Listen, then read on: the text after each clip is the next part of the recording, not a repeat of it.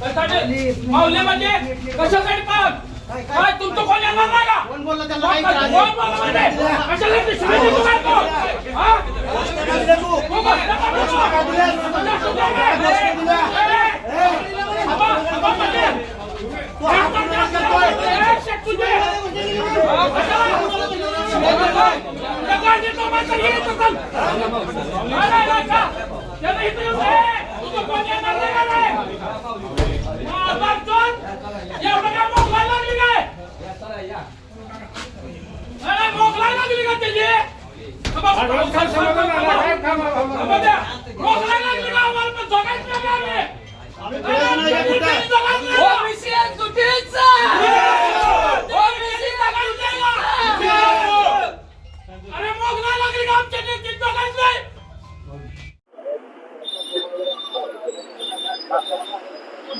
काय सांगाल जरांगी पाटील आणि समर्थक आमने सामने आले होते?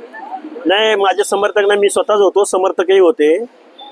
मुळात मी पुण्याहून दौंडला येणार होतो, पण मी रात्री काल मी माझ्या गावी होतो, गावावरून दौंडला निघालो. माझ्यावर पाळत ठेवली जाते हे मी महाराष्ट्र शासनाला गृह विभागाला जबाबदारीनं सांगतोय की आज इथं 5-6 लोकांनी येऊन हुल्लडबाजी करणे पंढरपूरमध्ये आणि घोषणाबाजी करणे हे खरं तर परत एकदा हल्ला करण्याचा हा प्रयत्न होता आणि हे ठरवून चालू आहे. कारण मी पुण्याहून दौंडला येणं इथपर्यंत समजू शकतो ना, आज दौंडला कार्यक्रम आहे. पंढरपूरमध्ये ही लोक 5व्या मिनिटाला कसे पोहोचले रेस्ट हाऊसमध्ये, हा खरं तर हा जुवे मारण्याचा प्रयत्न आहे. 9-10 वेळा झालाय, आज पंढरपूरमध्ये झालाय. अकलूज परिसरामध्ये धनाजी साखळकर नावाचा एक भोरटा माणूस आहे कोणतरी, तो नेहमी माझ्यावर गरळ ओकत असतो.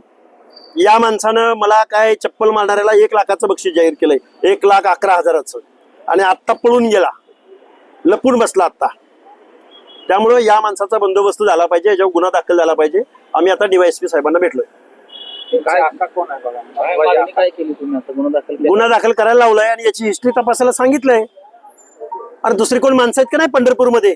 तू तिकडून अकलूज माड्याच्या बाउंड्रीवरनं इथं येतोय म्हणजे याच्यापासून जीविताला धोका आहे. मी सरळ सांगतोय, ही लढाई विचारांची आहे.